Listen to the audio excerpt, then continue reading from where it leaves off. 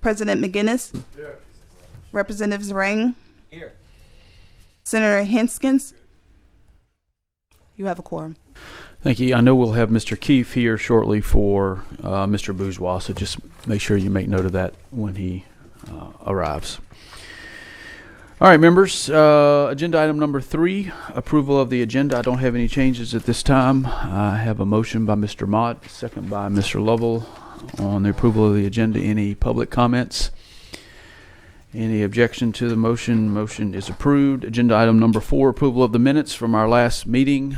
Then Inger got a motion by Ms. Cormier, a second by Mr. Bubrig. Any public comments on the minutes? Any objection to that motion? Motion carries. Any old business or announcements, members? All right, moving on. We'll go to a CPRA implementation update from Mr. Brent Haas.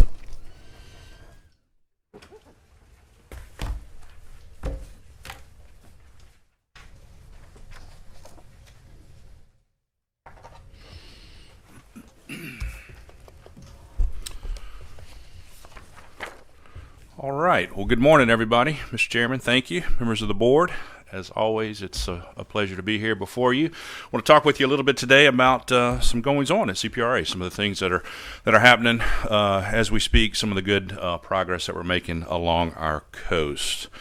Is the presentation up? Are you seeing it? No.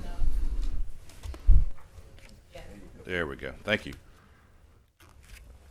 Okay, so we have about 100 active projects right now across the coast of Louisiana. To be exact, 101. There are 36 projects that are turning dirt right now, dredging sediment. Bulldozers are building containment dikes. Sheet pile is being driven. Concrete is being poured across the coast. Of those 36 projects in construction, there include projects like the Rosethorn Tidal Protection Project in the Greater Lafitte area and the Biloxi Marsh Living Shoreline Project in St. Bernard Parish. 58 projects are being designed right now. Those projects include projects like the Grand Bayou Marsh and Ridge Restoration Project in Plaquemines Parish and the New Orleans to Venice Non-Federal Drainage Canal Relocation Project, also in Plaquemines Parish. And then 7 projects are in planning right now. That includes projects like the St. Tammany Coastal Protection Study Project ongoing in St. Tammany Parish. So I want to talk with you about a couple of specific projects. The first one, and both of them are kind of generally in the same location in Lower Lafourche and Jefferson parishes. The first one is the Caminada Headlands Back Barrier Marsh Creation Project. This is actually 2 projects in one. The QIPRA program proposed, or through the QIPRA program, a project was proposed to create marsh behind the Caminada Headland project, which we talked an awful lot about. It was one of the first oil spill large-scale restoration projects that took place several years ago.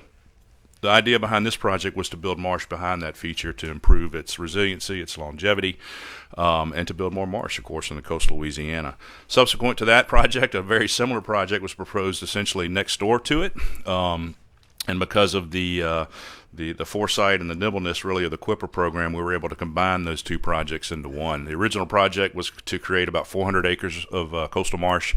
When we added the second project to that, we're able to more than double the size of the original project to over 900 acres. Combining the 2 projects, of course, resulted in some schedule, some timing efficiencies, and some cost savings as well to the QIPRA program. So that was a good thing to be able to do that. In addition to that, certainly want to thank this is a video. Let me see if I can get this to play for you. All right, so we're zooming in from outer space.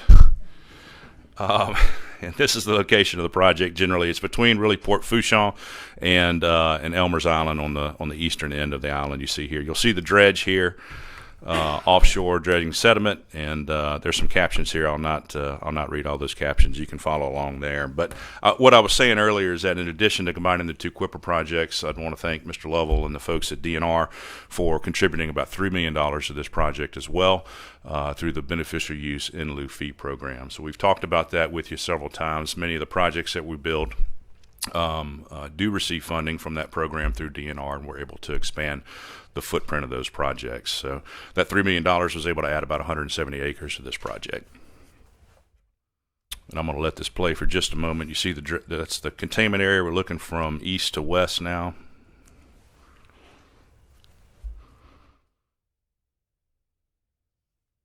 just some of the features that go into constructing a dredge project. This is a spill box.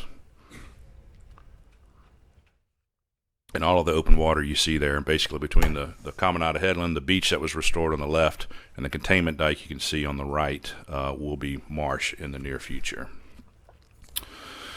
So, as I do, wanted to mention that a lot of jobs have been created as a result of this project, 75, and those are non-governmental jobs. The Environmental Protection Agency is the the federal sponsor for this project. They've been our partner. We're grateful to them for helping us in implementing this project, which was implemented through the CPRA program, as I mentioned.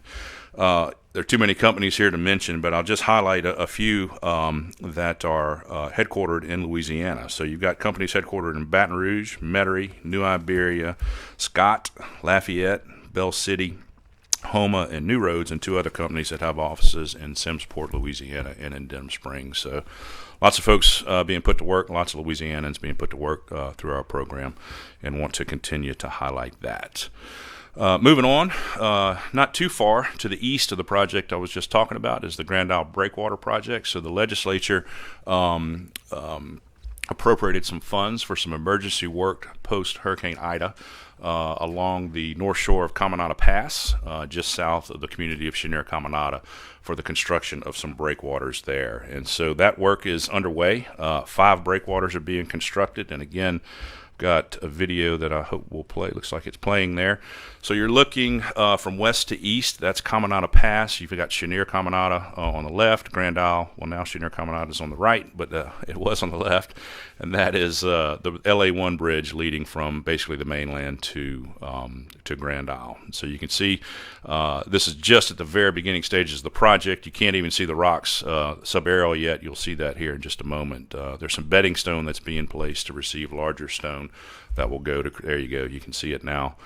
The first of 5 breakwaters that will be built in this vicinity.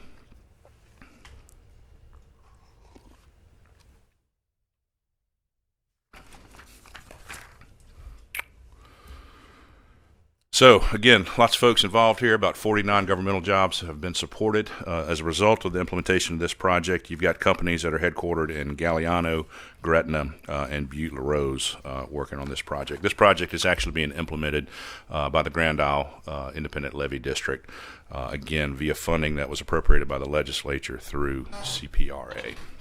I want to mention a couple other things before I conclude the implementation update. We talked about this before, but just want to remind folks that the 2023 Conservation and Restoration Partnership Fund request for proposals continues to be open. This has been a really successful program. It has targeted projects that are a little bit on the smaller scale, but nonetheless, they're certainly very, very important, just as important as some of the mega projects that we build. But that application deadline is in just a month from today, October 21st. So any information can be found via social media or on our website about this. Kent Bolfras, who's been our contact for this program for the last several rounds, continues to be that. His contact information is listed on the screen here, and you can also, of course, mail him at the address listed on the screen there. So looking forward to seeing what applications we receive and being able to award some funds for that through that program for some important projects across Louisiana again. And lastly, I want to remind folks that a draft restoration plan and environmental impact assessment is out. It's number 7.1. This is out through the Louisiana Trustee Implementation Group, and it's for a project in Terrebonne Parish, the Terrebonne H&C Island Restoration Project. You can see it's open for public comment just for a few more days, so if you want to comment, review that document and comment, you've got to get that done by the 26th, and you can see the means, the website, and the mailing address there for being able to provide those comments. This project, just to give you a little bit of an idea, is very similar to our Queen Bess Island project or the Rabbit Island project. First one in Jefferson, second one I mentioned in Cameron Parish, and is intended to restore for injuries that were incurred by birds. So this will be the construction of a bird island. I said lastly, and I was lying to you because I have a couple other slides that I didn't remember. So anyhow, you have to stick with me a little further. But I did have some good news to share, some more good news to share. We were able to get back out to the Chandeleur Islands last week. And you see our Todd Baker there of our project management division talking with John Snell. I'm happy to report there was confirmation of a second successful nest on the Chandeleur Islands. At least 76 hatchlings hatched successfully, presumably the majority of which made it to the ocean, to the Gulf, and will be growing into turtles that hopefully will come back to the Chandeleur Islands in the future to reproduce and make new hatchlings again. So we don't know the species of those turtles. We were able to confirm the last nest was the endangered Kemp's Ridley sea turtles. There's some genetic testing that's going on now on the eggs from this nest to try to confirm what the species was. But nonetheless, a successfully hatched nest of sea turtles along Louisiana's coast is news and is a good thing. So John Snell will have a report, we believe, tonight at 10 o'clock on that if you want to follow that and gain some more information there. And lastly, for real this time, I did want to mention, I'd be remiss if I didn't talk about some public meetings we've been having, and one more that we'll have this week. So we've been traveling across the state, kind of reintroducing folks to our master plan.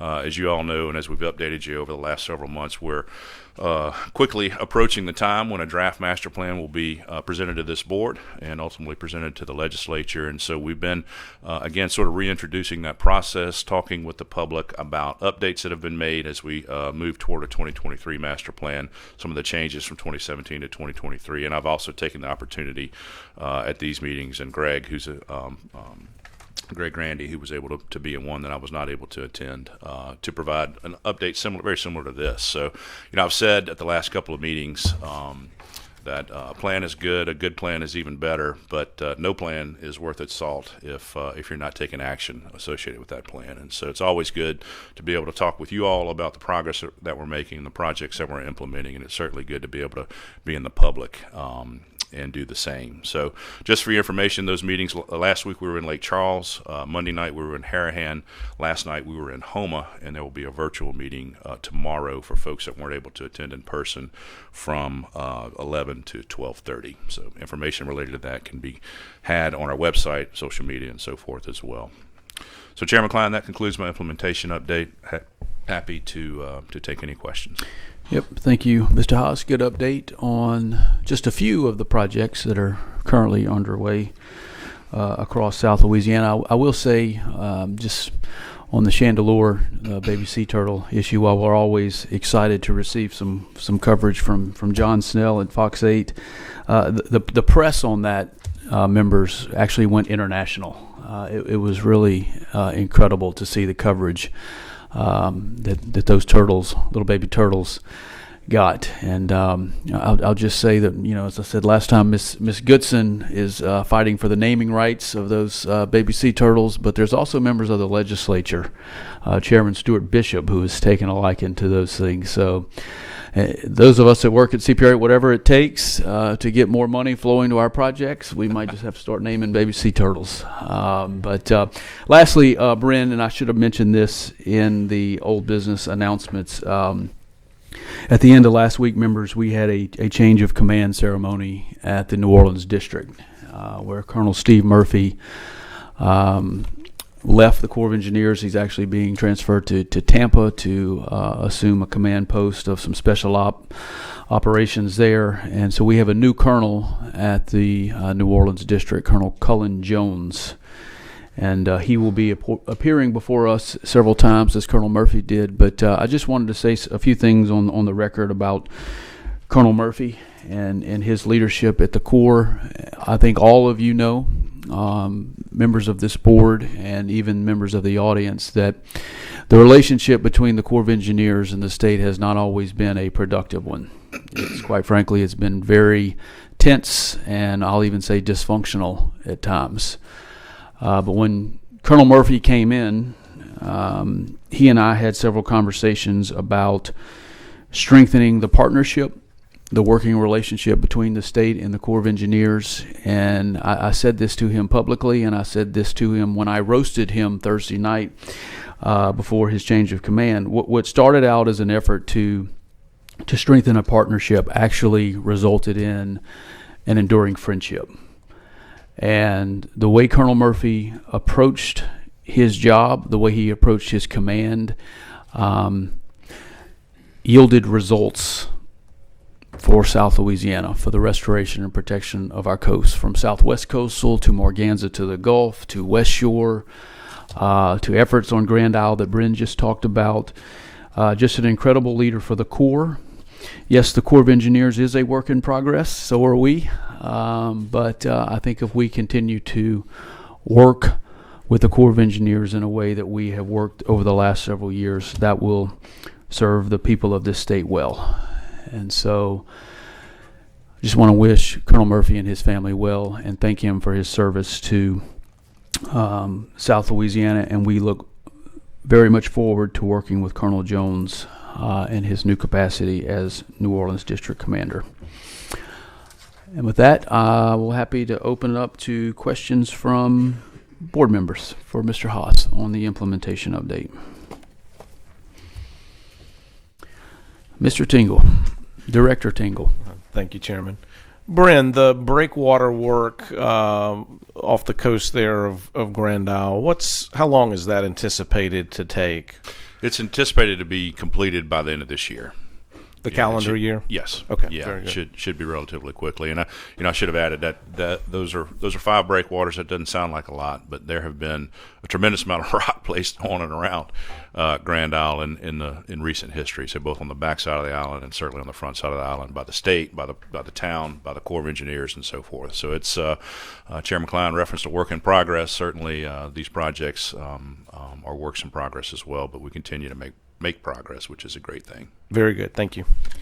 And obviously, Bryn, I believe we presented this at the last board meeting, but that's not the only work that's going on Grand Isle, as you just said. But the Corps of Engineers, I believe, received $122 million That's right. to repair the island, to get it back to where it was pre-Hurricane Zeta, I believe, which will actually address the damages from Zeta, Ida, Cristobal.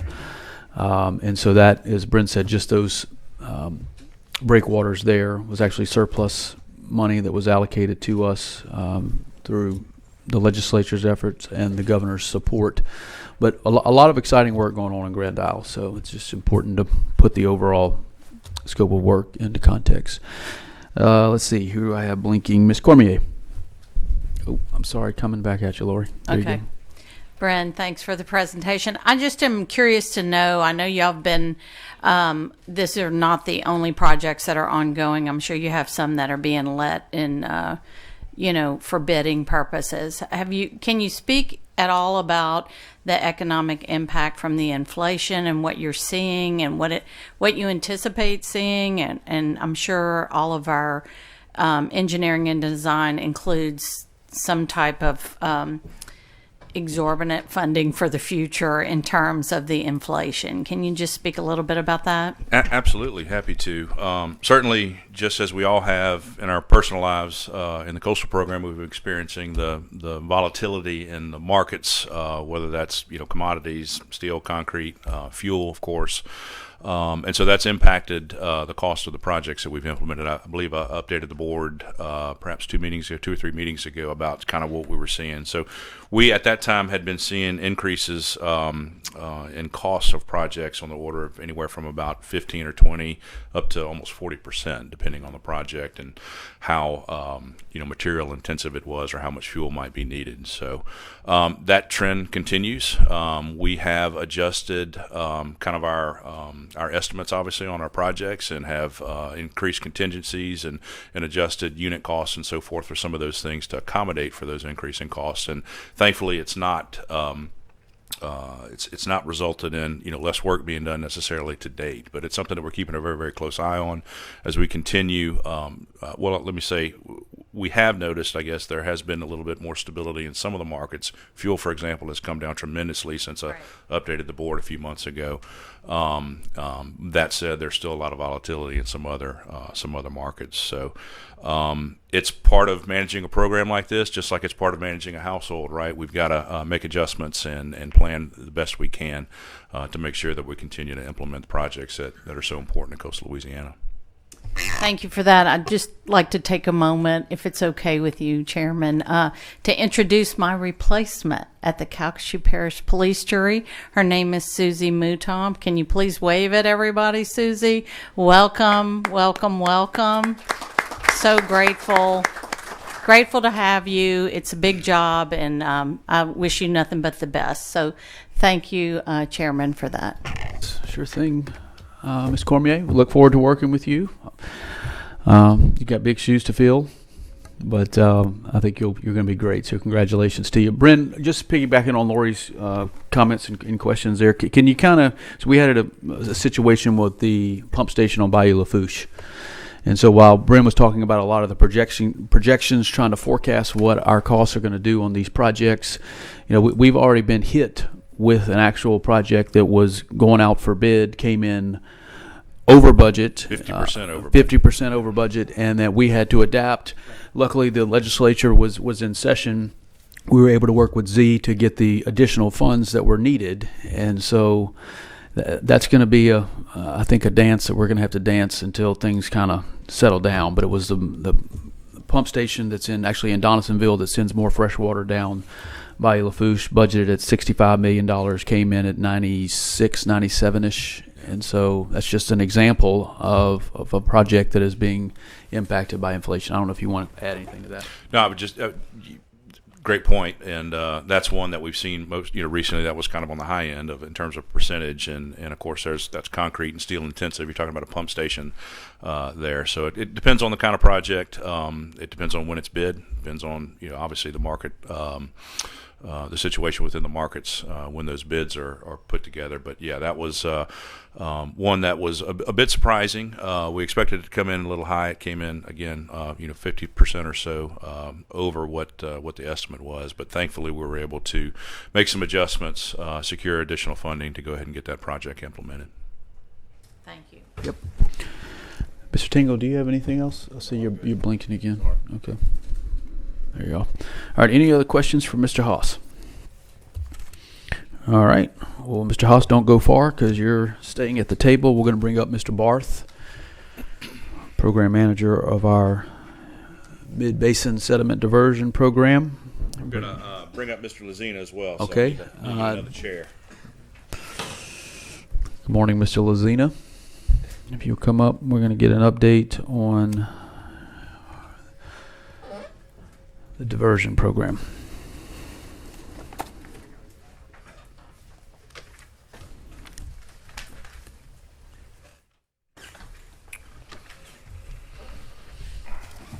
All right, so I am joined by Mr. Brad Barth, Mr. Brian Lazina, on my rights and lefts, respectively. Two gentlemen that have been intimately involved in the development of this project in the Mid-Basin Sediment Diversion Program as a whole, really from the get-go. And so you hopefully, or maybe, and hopefully, I guess, have heard the news that the final environmental impact statement for the Mid-Barry Sediment Diversion was posted publicly to the Corps' website on Monday of this week. The official release date was scheduled for Friday of this week, so the original intent here was to give you an update and a heads up that was coming. We'll take early any day of the week when it comes to implementing our projects and taking steps in our projects, but we're going to shift this to a little more of an update of what's in the final EIS and some of the changes that have been made between the draft and final. We're also going to talk with you a little bit about the design update, where we are in design, kind of project timeline, and then what the next steps will be as well. So I'm going to turn it over right now briefly to Mr. Barth to talk about the design update. Good morning, members of the board. Just to check in here on the 90% update.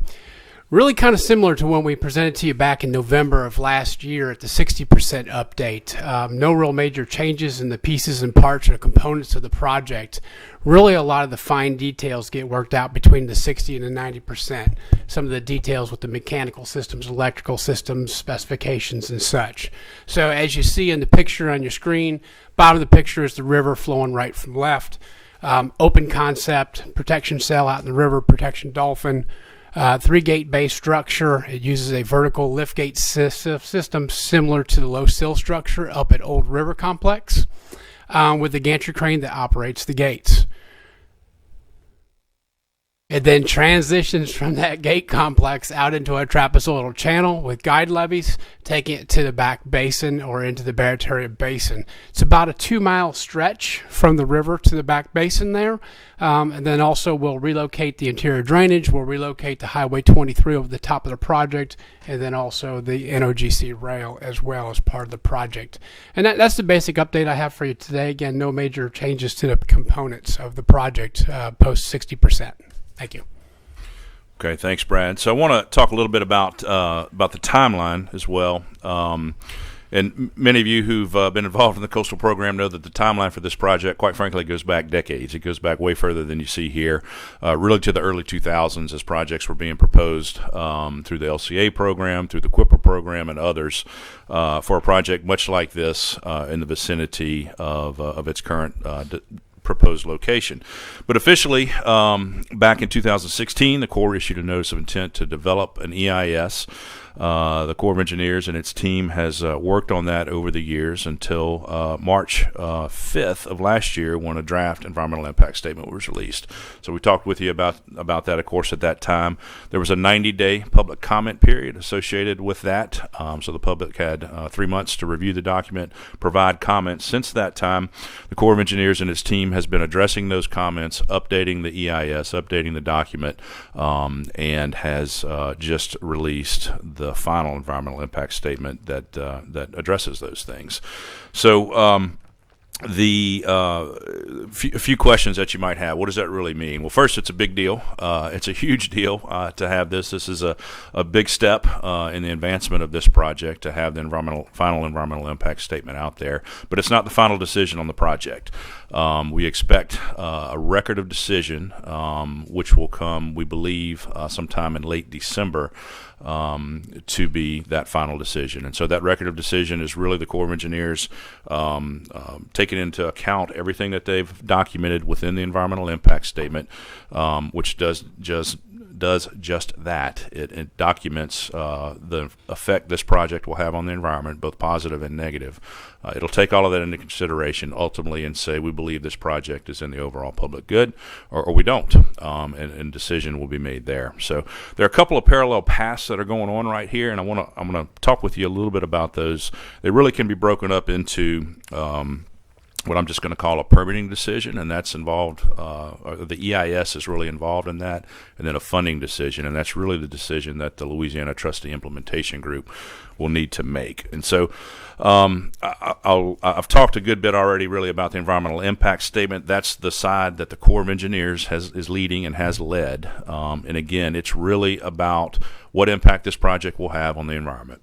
What benefits will it have? How much land will it build? How will it impact flooding and so forth across the coast or across the Barataria Basin, and what potential negative impacts might it have? And so you can see some of the resources that were analyzed. This is not an exhaustive list, but if you get into the document itself, you can really drill down into many more resources, other than this. So the impact statement and the record of decision, again, really is, and to put it just as simply as I can, is where you get the thumbs up or the thumbs down. Can we move forward with the project?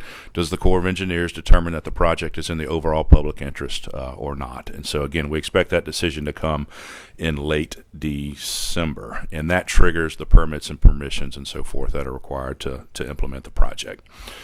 I mentioned sort of the parallel path being the Louisiana Trustee Implementation Group. You see the members of the TIG listed here. So they have developed a restoration plan, a draft of which was released when the draft EIS was released. And it really documents the ability of this project to restore injuries that were sustained as a result of the Deepwater Horizon oil spill. So the draft was out, much like the EIS draft was out. The public comment period was had. Public comments were received. They were addressed, and so we anticipate a final restoration plan to be released really any minute now, but no later than the end of this week. So 2 documents, 2 purposes for those documents, and I hope I was able to make that clear. We also anticipate a record of decision from the TIG in about the late December time frame. So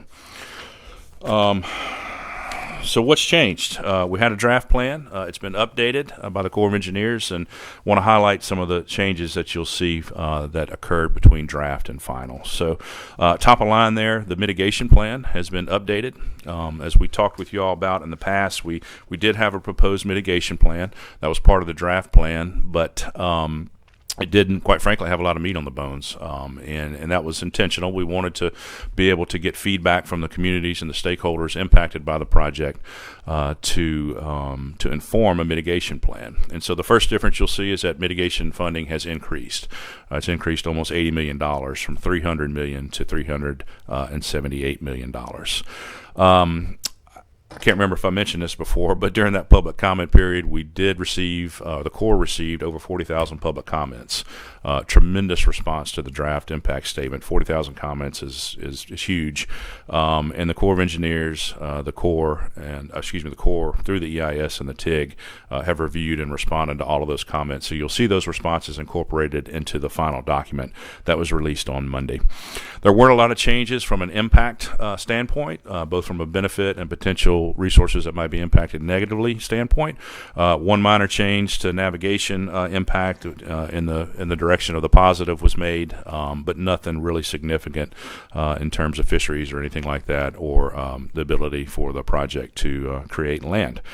And again, more meat has been put on the bones as a result of lots of interaction with communities and stakeholders within the basin as it relates to stewardship and mitigation. So I'll start off talking about the communities within the basin. As we've talked with you about before, there are 6 communities in the basin that are currently outside of hurricane protection features, or outside of the levees. Essentially, they're out in the marsh at this point in time. And so what we heard from those folks is we heard a lot from those folks, and we intentionally did that. Obviously, we've been in those communities an awful lot. You'll see 150 listed on the slides here, almost 150 opportunities for us to meet, not just with individuals, but with whole communities at once. And that doesn't count the community conversations that were being held well before the draft EIS was released. So literally hundreds of interactions, hundreds of meetings with these folks.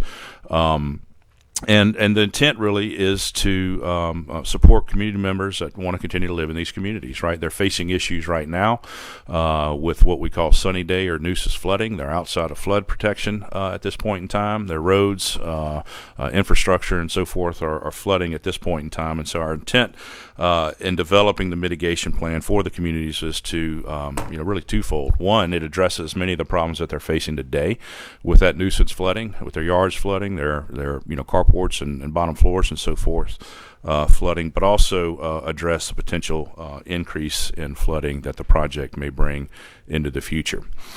So we've grouped those 6 communities together in really 3 groups, and it's kind of based on sort of the configuration of the communities lended themselves to different options for mitigation better than others. The Grand Bayou, for example, I'll start with it, requested 3 very specific things that the other communities didn't.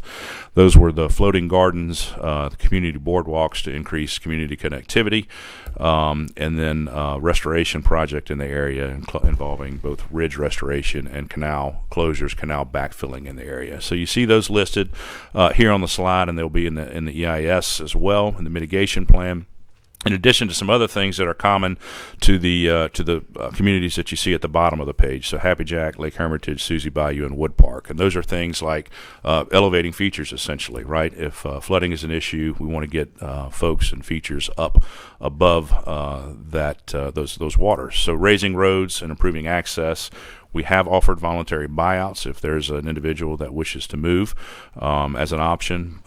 Raising docks and piers, of course, improving sewer and septic systems, providing a project servitude so that property improvements can be made, are things that are being considered for all of those communities. And then Myrtle Grove is a little unique in that it's currently got a bulkhead system, but it's not high enough. It's not high enough even for the impacts or the water levels that they see today. And so the options there are to increase new bulkhead around the entire community to reduce that nuisance flooding. And of course, if you do that, you've got to raise docks and piers as well. And then the voluntary buyouts is also an option for those communities. So, Bryn, just on the communities, you said this, but I just want to make sure members heard it, is that these mitigation measures are based upon feedback from the communities. When we go and conduct these public meetings, we listen, we hear, we respond. We do, yes. And so everything you'll see listed here and what I'm presenting today has resulted from those interactions and from the feedback that we've received from the communities, not just the communities I just mentioned, sort of the physical communities that are places, but also the communities of fishers and other stakeholders within the basin. So speaking of that, we'll move on to fisheries, and you'll note that from draft to final, the funding has been increased from $34 million to $54 million. Really, some of the changes that you'll see are increased in some of the proposals that we had included in the draft. We've increased and expanded those and expanded them to all of the commercial fisheries within the basin. You'll note that, and this is a great example, one of the things we heard from the shrimping industry, for example, was that in the draft plan, we really were focused on individual fishers, folks that operate docks, which is a huge part of that industry, right, and very important in getting that product to market. Said, hey, what about us? We are an important piece of this, and so we said, you're right, and that's something that we need to include in a final mitigation plan. So there's some eligibility for those kinds of facilities, dockside facilities, piers that accept and distribute those products. We've added crab and finfish mitigation measures to the funding associated here, and we've also included a workforce development piece of this through a partnership, and you'll hear more about this a little bit later, with the Louisiana Community and Technical College System, Department of Wildlife and Fisheries, LED, and some others. So we're currently working now. You'll see the outreach and engagement box on the right. We've gotten, or have recently gotten, I guess, if not, they'll go out very, very soon, some surveys to fishers along our coast to get some feedback on how some of these things may be implemented. And these are some of the things that I'm talking about now. So blue crabs, I'll go through each of these pretty briefly, but blue crabs, we're talking about gear improvements. You might say, why are you mitigating for blue crabs? Actually, the IS indicates that there might be there will be a positive impact, a slight positive impact on the blue crabs within the basin. Well, if you think about us building land, right, we're building land in open water, that may actually displace somebody that crabs in that location. You can't crab on marsh. And so to assist those folks in perhaps adjusting their gear, they may need to crab in a deeper water location, heavier rebar, longer float lines, and those sorts of things. That's what's talked about there with gear improvement. Marketing support, and this really is across the board, can include things like direct to consumer, product marketing. So dock days, they've been successful in other parts of the state, in the south central portion of the state, and Intracoastal City, for example. There are days when individuals know, hey, the shrimp boats will be at the dock. You can come buy directly from the shrimpers. You get a fresher product. The shrimpers get a better price, and that's a good thing for them. Also paying for registration fees or entry fees to farmers markets and some things like that, or what is envisioned there. For brown shrimp, we've talked a little bit about vessel and facility improvements. The facility improvements really is what's added here, but in terms of vessel improvements, refrigeration, perhaps somebody wants to transition to a bigger boat, more efficient gear, and so forth. For finfish, we've added some marketing support, very similar to what I just described for blue crabs. Lots proposed here for oysters. As this project comes online, we anticipate sort of the zone of productivity for oysters within the basin to be shifted further down basin. So areas that are productive right now may not be in the future with the project in place, but areas that aren't productive right now because they're too salty may be productive in the future. So establishing new public seed grounds and assisting both with public and private oyster grounds to help get established in some of those newer, more productive areas post-project implementation are envisioned as part of this mitigation. Providing broodstock reefs, of course, is something we've discussed in the past, alternative oyster culture, and again, marketing here. So some of these things I would add are already ongoing. The Department of Wildlife and Fisheries has a strategic restoration plan that is being implemented now via funding through the Deepwater Horizon oil spill. We have been able to contribute some funds to implement that, and so some broodstock reefs have been established already. And there are moving, Cole, correct me if I'm wrong, on establishing some new new availability on what were previously public grounds for private oyster leases. And then under the other category, you see increased subsistence fishing access. So for folks that rely on some of the natural resources in the basin for subsistence, for food, help feed their family, we can certainly help increase access to those resources, whether that's boat launches, docks, fishing piers, and so forth. And then I've talked a little bit about the workforce business training for commercial fishers as well. And my next slide really keys on that, so I'll go ahead and transition to it. So this is the idea here really is twofold. One, if there are folks that are running a business right now, a fisheries business, that might desire some training or some assistance in running that business, we want to make sure and make that available to them. So if that's some basic business training, basic business courses, accounting, whatever it may be that might help a business run more efficiently, we want to make that available.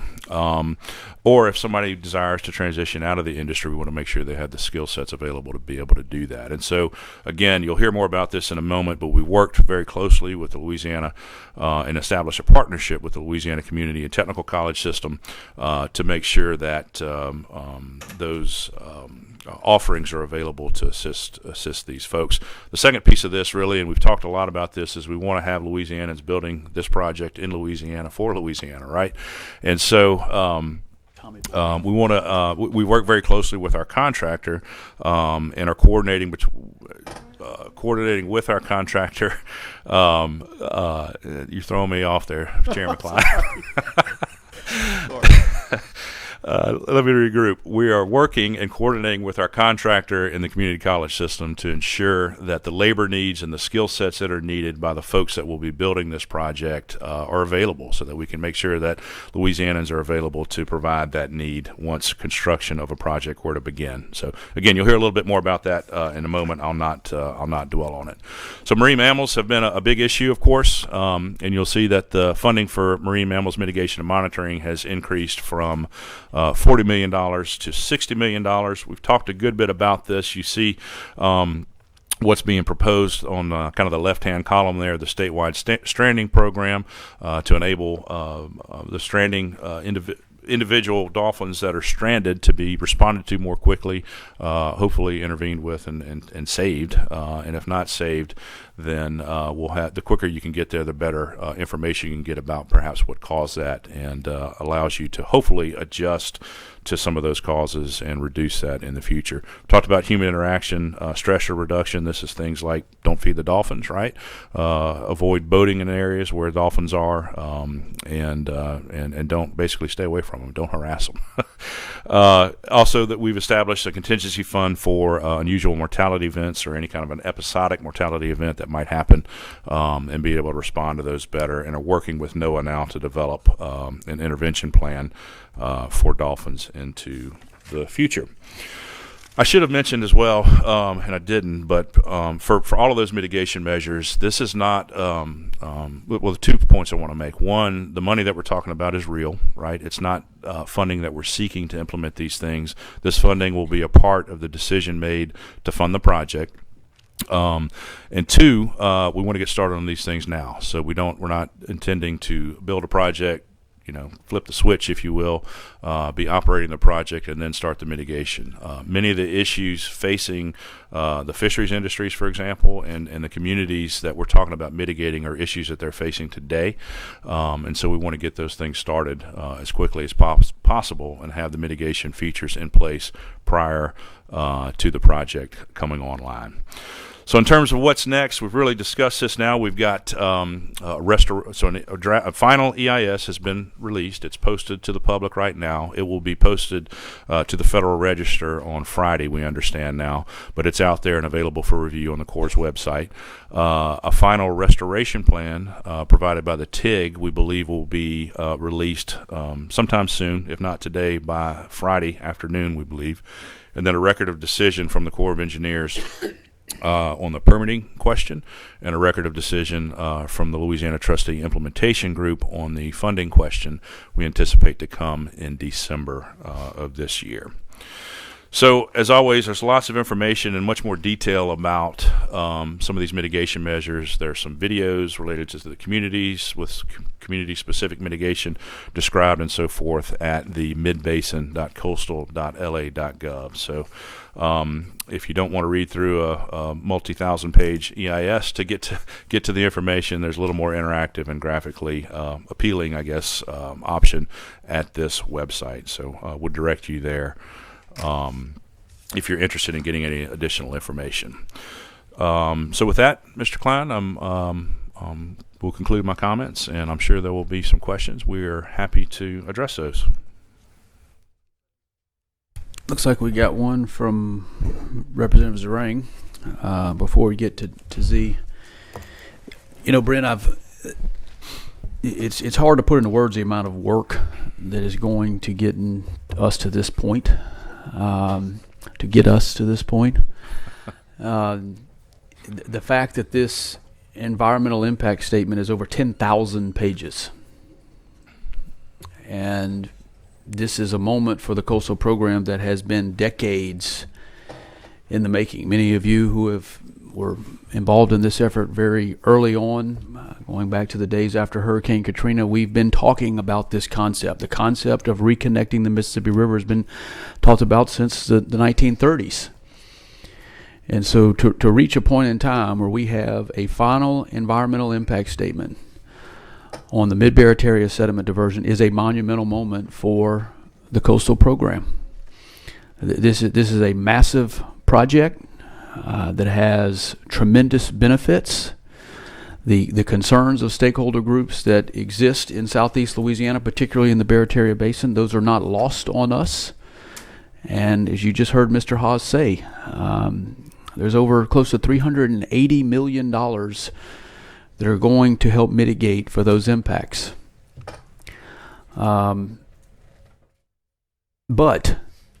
this project, as I said on Tommy Tucker this morning, it is, from a restoration standpoint, the most important restoration project in the Coastal Master Plan, because it has the ability to build and maintain more land than any other project in a $50 billion plan.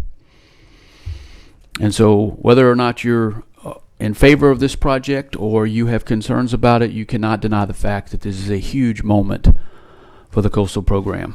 And as Mr. Haas just laid out, the next steps is obviously going to be a record of decision from the U.S. Army Corps of Engineers and then a permit to construct. And so we are very, very close. Brent and I have been saying that we're on the 2-yard line because we've got a few more things that we need to have to actually get the notice to proceed to construct the project, but undoubtedly a big moment for the coastal program. Representative Zarang. Thank you, Mr. Chairman. And so, Brent, I gather from your presentation, you're basically saying you can get a good look at a T-bone if you would. I digress. That's an internal deal. But that aside, I think the critical point, yeah, he got it. But I think, and it bears repeating, the chairman referenced it, is the fact that there is no doubt that the increase in mitigation costs is directly related from input from the public and others and stakeholders. And people often lament about the process, that they're not heard or they can't participate or they're not participating or they have no way to engage. I mean, this is a direct indication that both the process is responsive to and input does affect the outcome of the ultimate project. So again, I think that bears repeating. But you also mentioned, Mr. Chairman, the length of time it took to get us here. So my question to you, Brent, is there's no doubt that this is important. It's long overdue in terms of getting us where we need to be. But there are other diversions that are important and part of the overall project. And again, dredging is going to continue. A significant portion of the master plan includes dredging. So no one is saying y'all are getting off that aspect of it. But have we learned anything, or is the core or the process going to incorporate any lessons learned that can facilitate and enhance and expedite the process to ensure that these other diversions can move forward? Just wondering if we've learned anything. Yeah, I think we have. I think we as an organization have learned what's the proper term? Maybe some of the idiosyncrasies or some of the tendencies, I guess, of the permitting agency, the Corps. And of course, we work very closely with the Corps, but never on a project of this scale that impacts the river, which is obviously a huge focus of the Corps of Engineers. But I think we've learned a lot about what they need to know to be comfortable, and the process that we need to go through to make sure we're getting them the right information that they need to make a decision. So I'll brag on Mr. Barth here to my right a little bit. We've had a couple of interactions recently where the Coast Guard have raised some concerns at the 11th hour, and then we've had to go through a levee. I'm going to get the acronym wrong. It's the LSOG, and I can't tell you what the acronym stands for. He could tell you, but it's a levee safety group essentially, and it has been a comfort after the interactions with both of those groups for Brad. He's been able to come back and say, "We nailed it. We answered every question they had. We had already done the work essentially, and we're able to answer every single question they had, so that we address their concerns." Anyway, having gone through that process once, I think it will be much smoother going through it with other projects, in the future. Again, I don't think we're getting enough credit for the benefits incorporated in the measures that hopefully that'll be taken into account, and also looking forward, to get off this particular subject, the aspect regarding budgeting that's going to affect future projects, but how these projects will affect the obligation that we have to the federal government, some other things. So yeah, hopefully that's progressing as well. But again, kudos to you guys. I know it's been a long time in getting us to this point, but appreciate all y'all's efforts and the hard work that y'all put in to get us to where we are, and look forward to breaking ground on that thing. Thank you. Thank you, Representative Zarang. Ms. Cormier. Sure. Brent, Brad, and y'all, thank you so much for your presentation. I just want to make the point, kind of want to tag team on Representative Zarang. My question is, in terms of the amount of meetings you had, you said, was it at 150, close to 150? It was. I said 150. Yeah. If I'm being honest, it was many, many more than that, because that 150 started sort of around the time of the draft EIS. And these guys in particular, and Rudy, who's in the audience, I believe, and some others with CPRA, spent many a day and an evening in lots of southeast Louisiana parishes well before the draft EIS. Not to mention the phone calls and the conversations you had at other meetings when you were confronted by fishermen and women. So I just wanted to make the point and make it very clear that along with the community outreach y'all did and the community mitigation, the same thing is in play here with the fisheries and the fisheries mitigation. So these mitigations that you have written down, or from the crabbers, the shrimpers, the finfish, and the oystermen. So I just want to make sure everyone understands, because I've been in those meetings down in Southwest Louisiana for the Southwest Coastal. They can get a little hairy, I guess is a good way to put it. And the way your professionalism and your ability to listen and hear what they're saying and then make reparations for that in this mitigation plan is admirable, because I saw it go down myself. So I just want to make sure that the viewing public that's watching this on Facebook understands that everybody in this room is here to listen and to understand what the project is, how we're going to try to mitigate it in the future.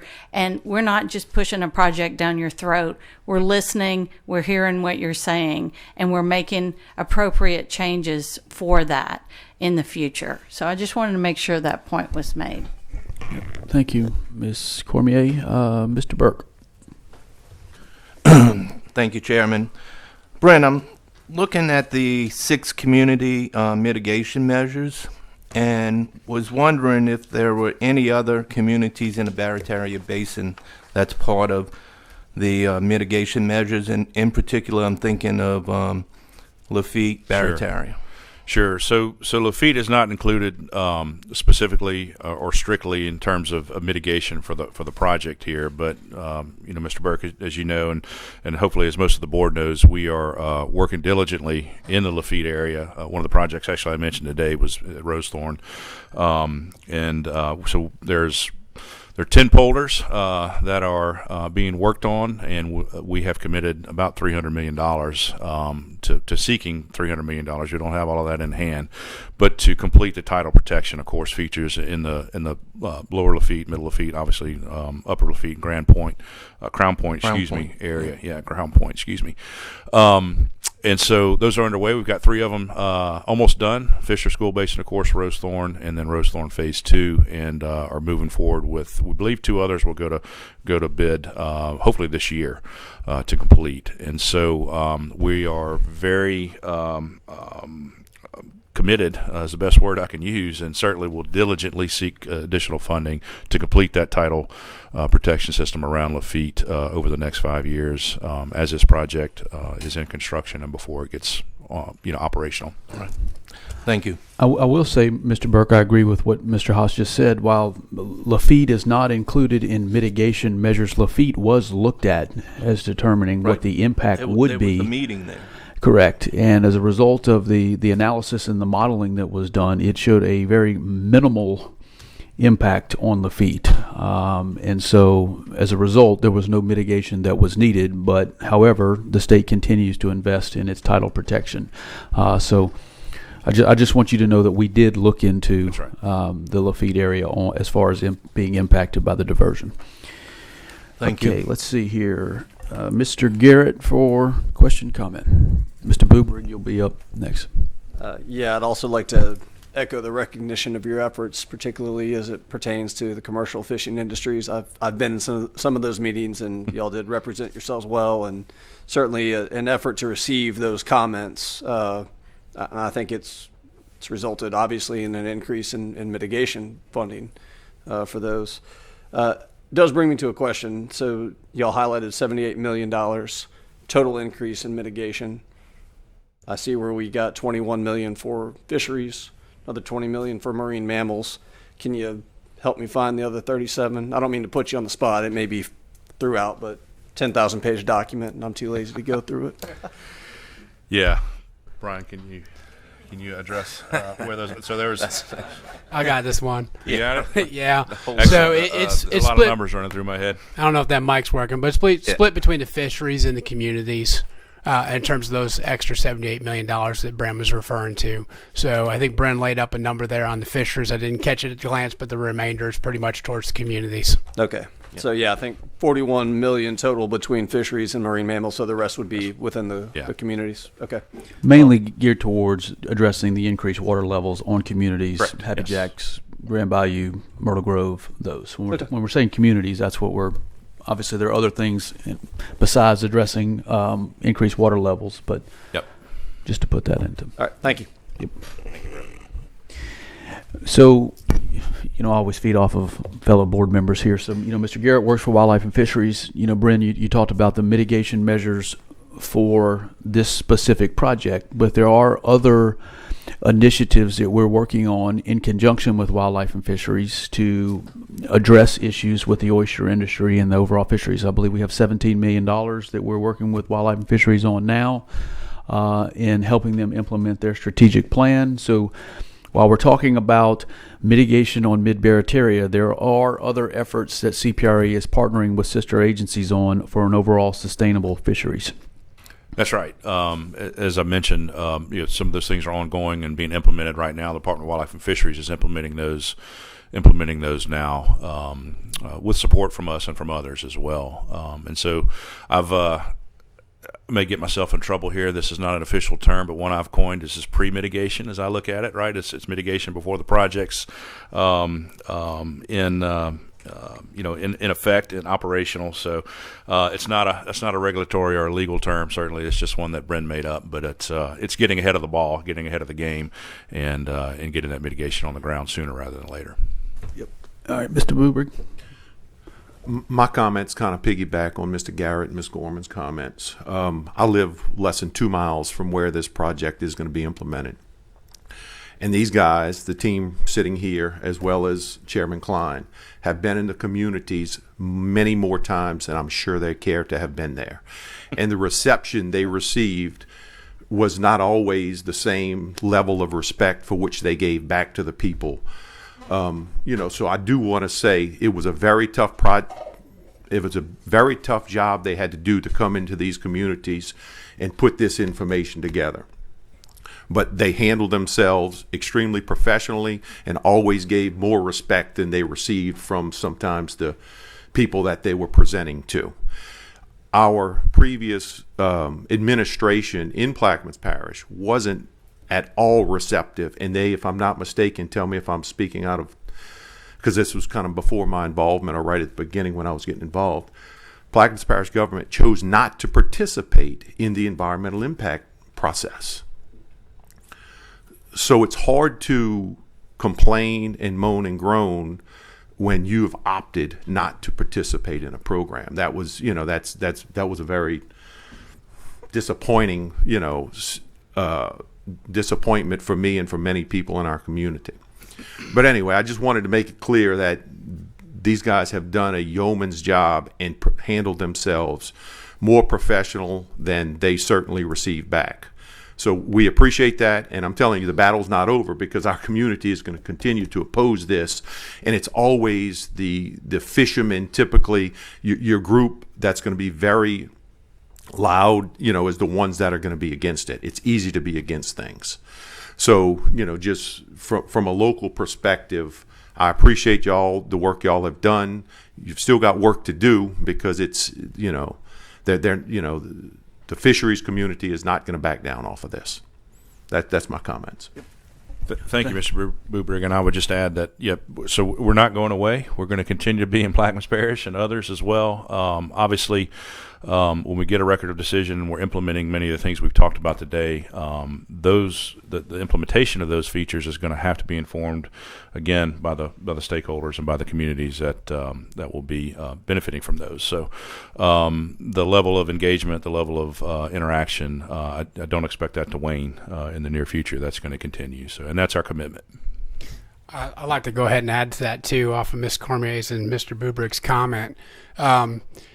Putting together the mitigation plan and the stewardship measures that we've really been doing, Brent focused on some numbers post-draft EIS, but as you pointed out, it really started much earlier than that. If you go back to the implementation, the start of this project, you can go back to roughly May or June of 2016. I don't remember which month, but myself and Brian Lizina and Brendan Haas made our first outreach trip to a fellow's house in Myrtle Grove where his dog proceeded to urinate on the master plan. That was our first outreach and engagement event. True story. True story. But over the years from 2016 through to today, tons and tons of meetings, all while we're gathering information of what folks want to see. What kind of problems do you have on your landscape today with or without this project? How can we incorporate that as we go forward with this project to best serve the citizens of South Louisiana? So I just wanted to point that out. It started much earlier than just the draft EIS of getting information and reaching out to the communities. And we have had good relationship with Plaquemines in terms of coordinating meetings and getting out there in terms of the public and other communities as well. Thank you. I'll say that the story that Mr. Barth referenced there was one of the more PG comments that we got from the public.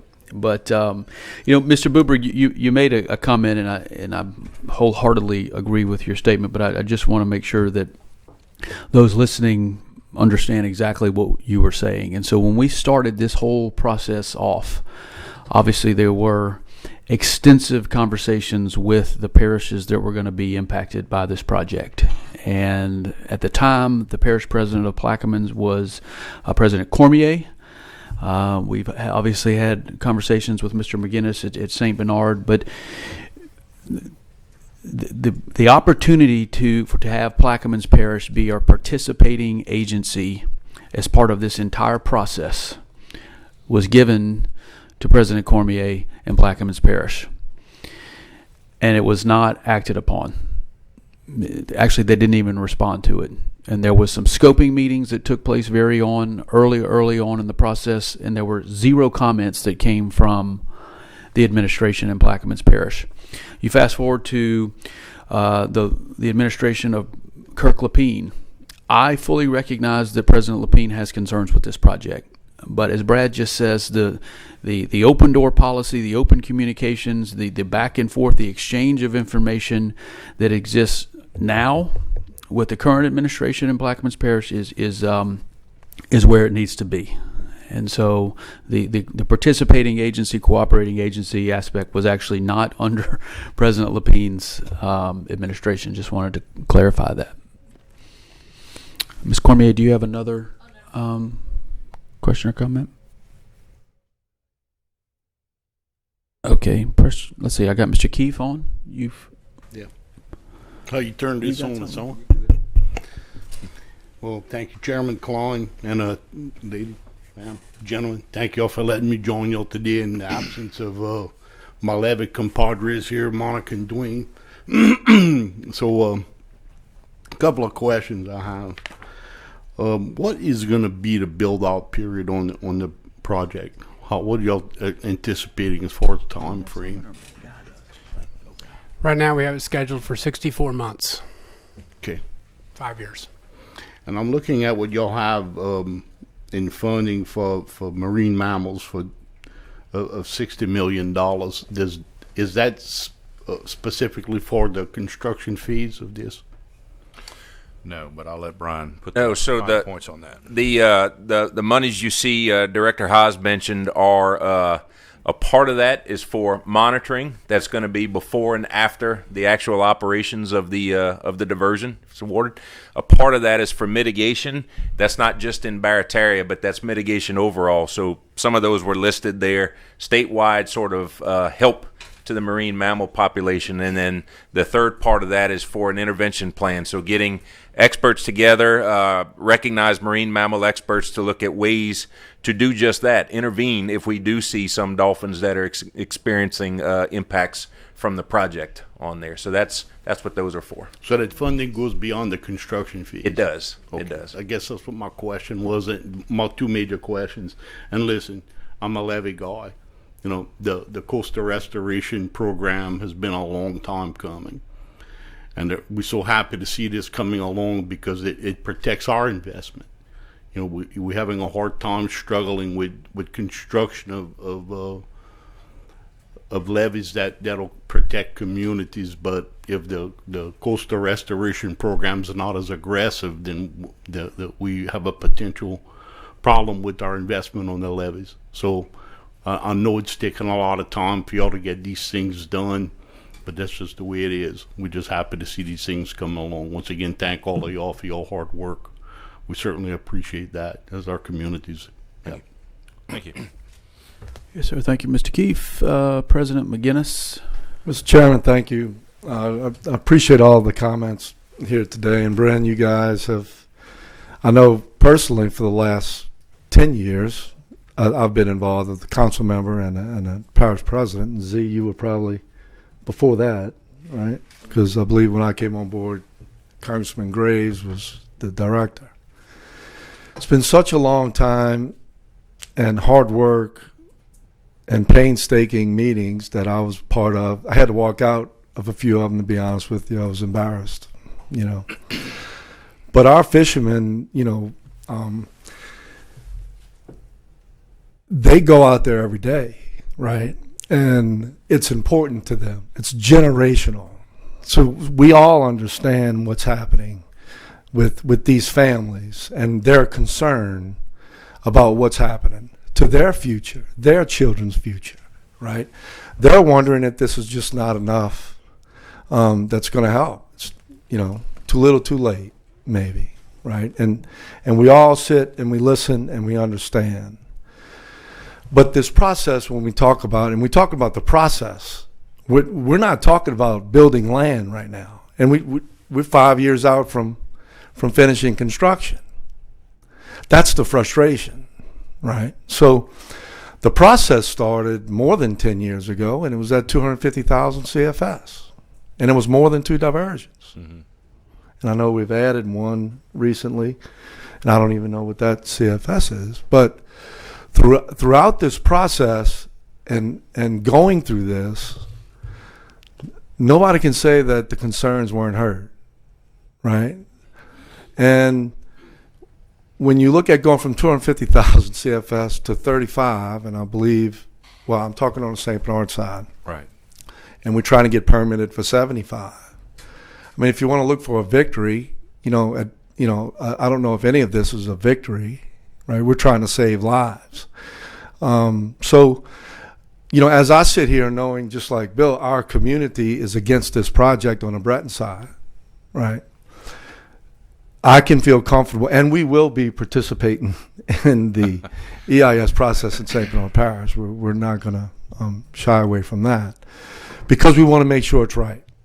And when I sat on the CPRA board in the beginning of my term, we have to get this right. And all of the things that we're doing, we still haven't started building land yet. That's going to be the key, is implementing and putting this into real work, into real land. And the mitigation efforts is going to be so important when we look to future projects, especially we're looking at Barataria, right?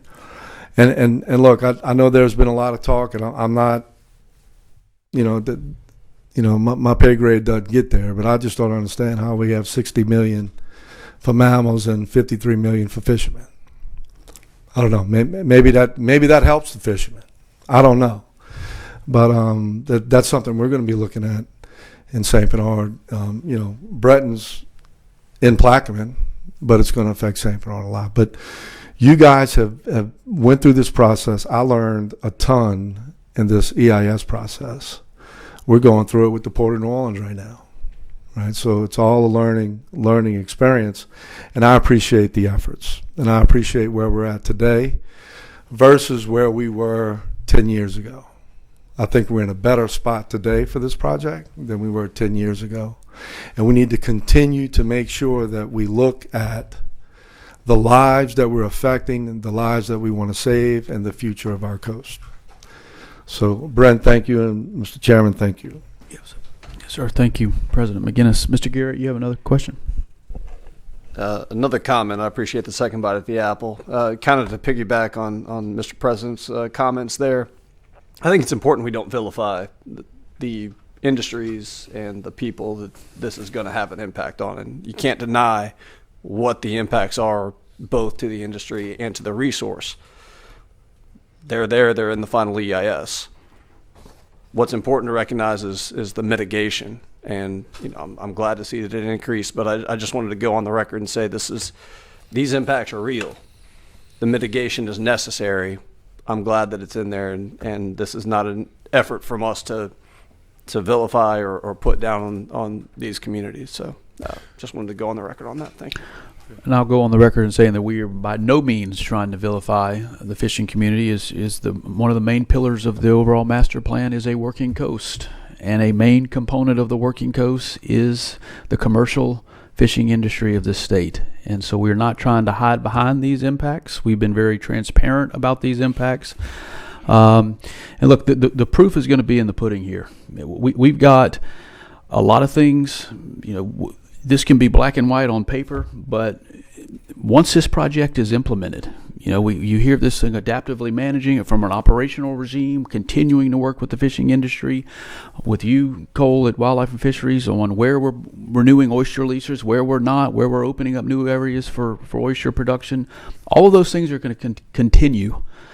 And the dialogue between CPRA and the seafood industry in the state is going to continue. So I appreciate your comments, and I wholeheartedly agree with them. So thank you.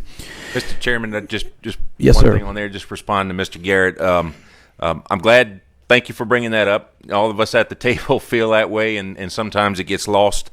I will say, and to President McInnes's comments, we're talking a lot about the mitigation for this project today, but I think we all realize, especially those of us sitting here, those of us with the agency, that there are issues affecting the fisheries today. With or without this, there are going to be issues affecting these fisheries with or without these projects. And the addressing of that started long before the permitting for this project, through governor's initiatives, through, of course, the work for the agency. So I just wanted to mention to the board, this isn't in a vacuum. These things aren't done in the vacuum. They're in the larger glimpse of what the world, good, bad, or other, is going to look like for us all in the future on there. So Mr. Haas mentioned a little bit of those, but there's a lot more going on. So thank you for both your comments on there. Appreciate it.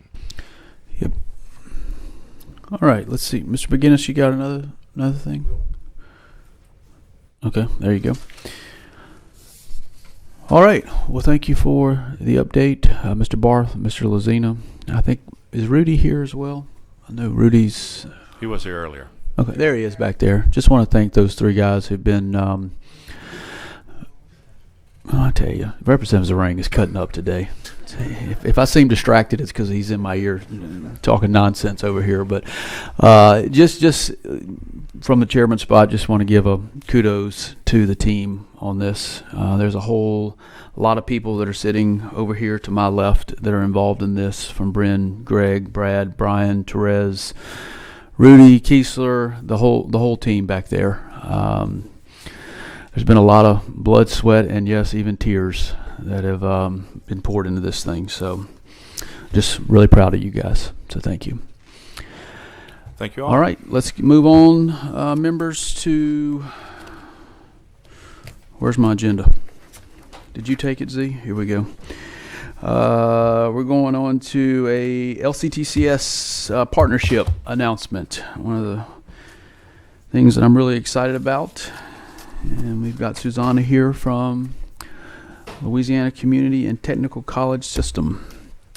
So, Mr. Chair and members of the board, I appreciate being here. If you could just come up to the microphone a little bit more. Is that better? Can you hear me? Okay. Monty Sullivan sends his regrets. He would have loved to have been here today, but I'm very glad to be here to talk to you. I believe that I'm a new face for most of you, and just wanted to briefly introduce myself. I'm Susie Showen, and I've been with the Community and Technical College System for about a whopping 4 months now. Before that, I came from Louisiana Economic Development. So I say that by way of introducing myself, but also to say that that is the lens that I bring to this work. And it's very important to me that at LCTCS, we approach our work in workforce development with an understanding of the broader economy and how that intersects with it. It's no secret to anybody that we are in the midst of an employment challenge and a workforce challenge. So what I would like to do today is talk to you a little bit about LCTCS itself, just to provide some context. Talk a little bit about the employment landscape that we are looking at right now, and talk about how we're going to approach this project from a workforce development standpoint, but also a number of other projects that are going to impact it, because they're looking for similar types of workers in a relatively broad context. At this moment, we don't have a very detailed job analysis on what we're going to need for the sediment diversion, although we do have some broad strokes information.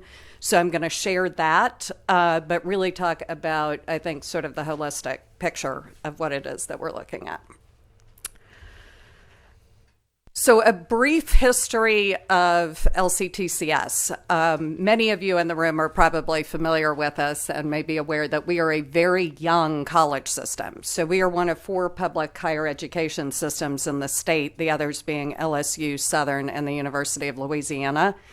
We oversee most, but not all, of the 2-year colleges in Louisiana. Southern University in Shreveport and LSU Eunice are our sister colleges that are part of the other systems. But as a strategically focused state-run system, we are very new. We have, over the last several years, consolidated what were a relatively large number of campuses into a few more strategically focused colleges. So we've gone from over 50 campuses to 12 colleges that still retain multiple regionally distributed campuses, but we've been able to achieve significant cost savings to the state and approach things from a more regional standpoint. And I want to emphasize that regional standpoint. Workforces are regional. They're largely driven by commuting times and so forth. So a lot of what we talk about is statewide leadership and statewide strategy, but regional design, making sure that workforce analyses and workforce implementation plans are done at the regional level. We set ourselves a set of significant challenges to achieve by 2020, and we have managed to achieve most of those. And I just include this here to show something about our strategic focus and our priorities as a system. We've been able to double the annual earnings of our graduates, and we often describe our mission as creating taxpayers. This is a very important metric for us, making sure that we prepare our young people in the state and our adults who may not be fully participating in the labor force, that we prepare those folks to earn the kind of wage that allows them to raise families in the communities where they choose to live. That is a vitally important metric for us. We have also quadrupled our transfer to four-year colleges and universities. I talk a lot about workforce development. This is still workforce development. Almost every one of our students is in the system because they want a better job. And workforce development is what we do, even if they end up in a PhD program. The number of students served, the number of industry partnerships, my favorite part. I didn't give you my title. I'm the Vice President of Policy and Industry Partnerships, so this is very close to my heart. We have quadrupled the number of industry partnerships and are going strong on that one, and we've more than doubled our foundation assets, which is, to me, an important measure of the service that we provide to our industry partners, because that really shows their commitment back to us. We've missed a couple of goals there, and that's in terms of graduates and students served. And I think we all understand what happened over the last couple of years and that impact on our enrollments. We are really significantly making that ground back up. But the fact is that that number of enrollments and that number of graduates does tie directly into our next point, which is we've got a lot of people employed in Louisiana right now. And that's very good news in a lot of ways. But when we're talking about delivering on a significant workforce demand, it does present a challenge. And that's why I want to talk about this with you today, so that you understand how we are looking at this and how we're approaching the challenge. We have a historically low unemployment rate in Louisiana of 3.5%, and the new unemployment numbers came out on Friday, and I thought I was going to have to adjust my slide and rewrite that historically low, but no, we are lower than last month, and it's still historically low. Unemployment rates of this size generally correspond to essentially full employment. And that means that really everybody that's looking for work right now has the opportunity to be working. We have a very large number of people employed in the state of Louisiana. And we do have a significant number of jobs going unfilled right now. So these are challenges that we need to look at. But there's a different number here that offers us an opportunity, and that is the labor force participation rate. So that's the percentage of non-incarcerated folks of working age who are actually employed. And our labor force participation rate in Louisiana is generally quite a bit lower than the national average. And right now the national average is just over 62%, and many states can go up into the 70s. So this is an opportunity. We have folks that are not in the labor force and have maybe left the labor force during the last few years, who have the opportunity to come back if we can reach them and help them re-enter the workforce. A lot of these people are women. A lot of women left the workforce during the pandemic and have not yet returned. And there are opportunities here to bring them back into the workforce. And there are other populations as well that if we can reach them and persuade them of the opportunities and maybe eliminate some of the barriers to re-entering the workforce, challenges like childcare and transportation, if we can lower those barriers, we'll be able to bring them back into the workforce and significantly expand the number of people looking to go to work. I also have some other information on this slide. What we're talking about here, obviously, is an infrastructure project, and there are a whole lot of other infrastructure projects out there right now. And I'm a little concerned that folks tend to talk about these projects and talk about these programs of work as if they're separate challenges with separate solutions.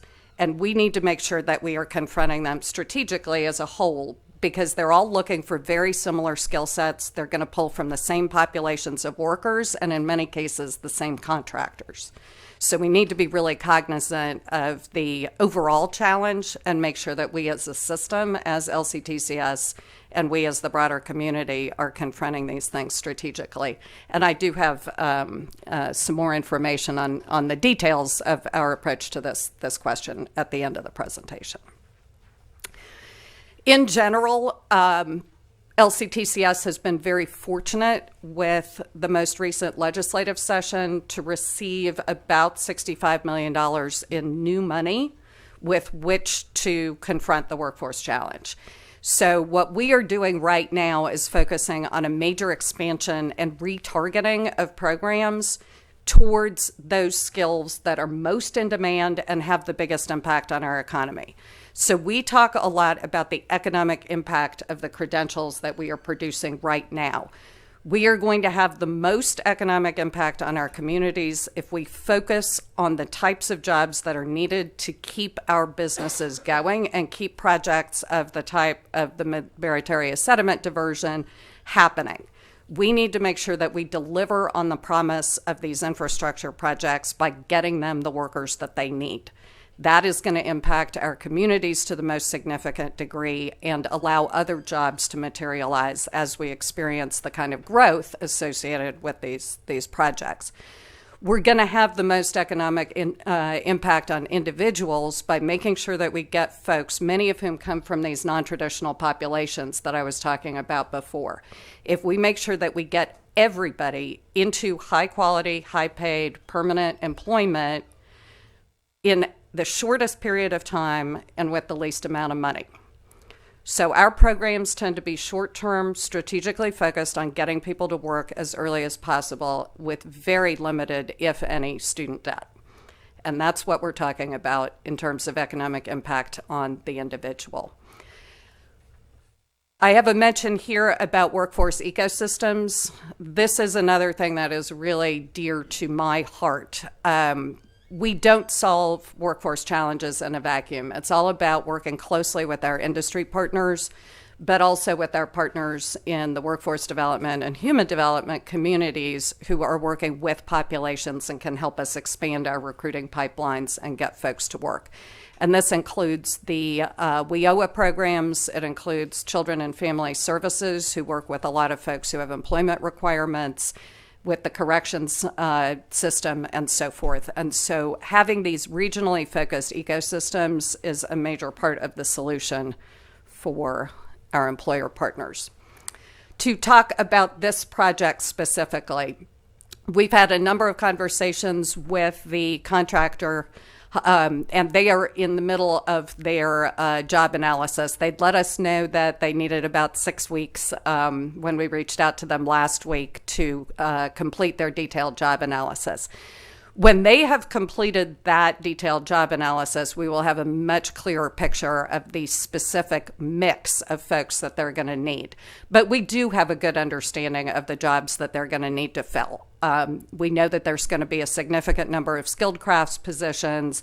They're also going to need a bunch of accountants and so forth to work in their office staff. They've shared job descriptions with us, and these are all the types of skill sets that we are accustomed to developing in the folks that come through our programs. The preliminary estimates, we talk a lot about the 12,000 jobs associated with this. That does include the indirect and the induced jobs. We are, in our partnership with the contractor, going to be focused on the 300 folks that they need in order to deliver this project. So we need to focus on what they're going to need to be able to complete this project successfully.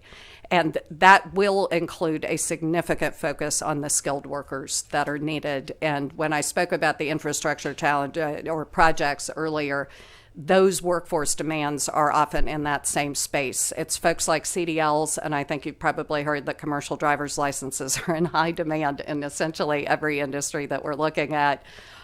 Lots of demand for CDLs, heavy equipment operators, and folks like that. We will be working with them once their job analysis is complete to quantify and time out those demands so that we understand when we need to deliver workers to them and to prioritize the occupations based on those things that could really hold up the project versus things that are a lower priority. I mentioned our regional ecosystems and our partnerships a moment ago. We will be working with those partners to deliver a regional workforce solution, and we have 5 of our colleges involved in the project. We are going to need to really build awareness of the jobs that are associated with this project and the opportunities that it offers in order to recruit the students that we'll need to train.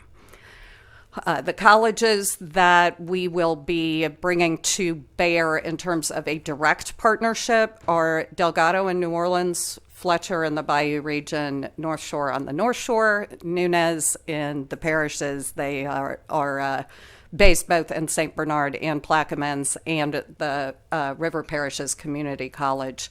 But our system of 12 colleges overall will be involved and will be helping to coordinate this project at the system level to make sure that it's a well-organized and collaborative project. And then I finally wanted to wrap up by sort of tying a bow on the infrastructure challenge that I had mentioned. LCTCS will be directing about $20 million of our own funding into the Louisiana Infrastructure Skills Academy. I've talked already about the importance of statewide strategy, but regional design. We are looking at 9 to 12 implementations of LISA, the Louisiana Infrastructure Skills Academy, around the state, that will help to ensure that we have a holistic view of the infrastructure work that's needed in each area of our state, and that we are developing well-coordinated strategies to deliver on that. And at the root of it all, of course, is focusing on the needs of our industry partners and ensuring that we meet those. Thank you very much. Are there questions? Okay, thank you, ma'am. Mr. Grandy, do you want to add anything? Just add that we appreciate the partnership with LCTCS for workforce development, not just for this project, but for water sector projects and, as Susie mentioned, for infrastructure projects that are going on all across our state. Good. Mr. Forbes for a question. Thank you so much. Is there any overlap between the training that the Watershed Initiative is paying for in similar, I'm certain similar fields to this? It's probably in other areas, but I'm just curious if y'all are integrating or coordinating those pieces. Absolutely, and that's an excellent question. We have received funding from a variety of sources that has helped us to expand our heavy equipment, millwright, mechanic, and CDL programs around the state. And at LCTCS, we do have a policy that if a program's been approved for delivery at one of our colleges, it can be delivered at all of our colleges, either by the separate partner college itself or often in conjunction with that first college. They'll actually do the program delivery, but for students at another college. So we do have a lot of flexibility in leveraging the work that's been funded through other sources and applying that to this work. Thank you. Okay. Thank you, Mr. Forbes. Any other questions or comments from board members? So while members, this agenda item is focused on the LCTCS, we are partnering with other state agencies that have a role in overall workforce development at the state level, particularly Louisiana Workforce Commission and Secretary Ava Gates there. But then also working with Secretary Jimmy LeBlanc at the Department of Corrections, so that if there are individuals that are going to be coming out of prison, re-entering society, that they will have opportunities and certifications that are needed to have some of these job opportunities as well. So a lot of coordination, collaboration taking place across state government these days. And I thank you very much for being here, and please pass along our regards to to Monty Sullivan, please. I certainly will. Thank you all for your time. Yep. All right, members, moving on. We're going to... Oh, I'm sorry. Mr. Keefe, did you have a question for that panel? I'm sorry. You do? Oh, sorry, Susanna, can you come back? Mr. Keefe has a question that I'm sorry I didn't see his light blinking there.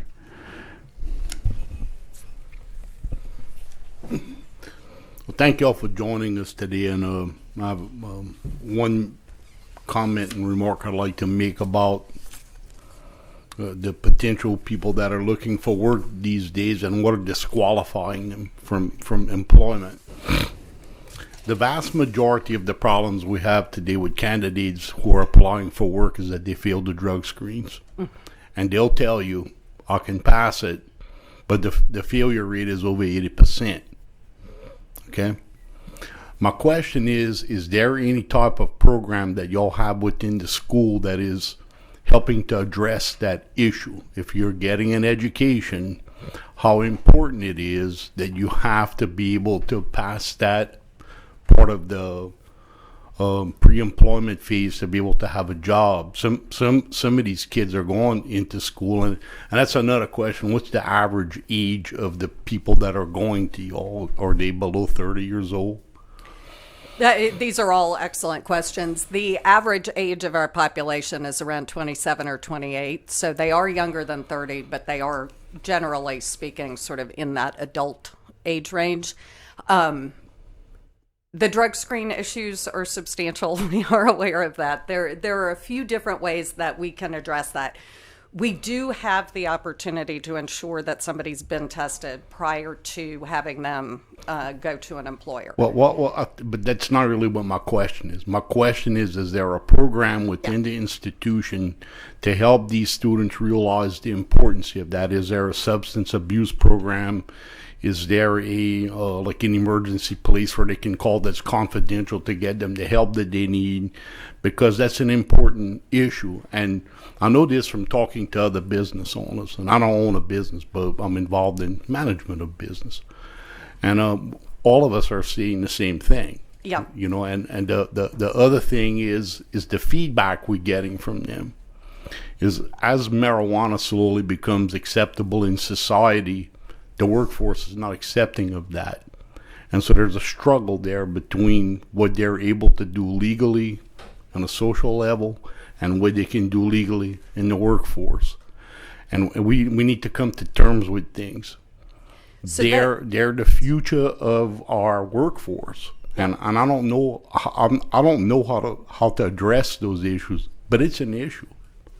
So I do completely agree, and that is sort of the second half of the solution there. And we do not directly offer substance abuse programs within our campuses, but we do leverage our relationship with the United Way of Louisiana through their 211 system and other community partners to make sure that we can refer students to substance abuse programs. That is absolutely something we do and need to do.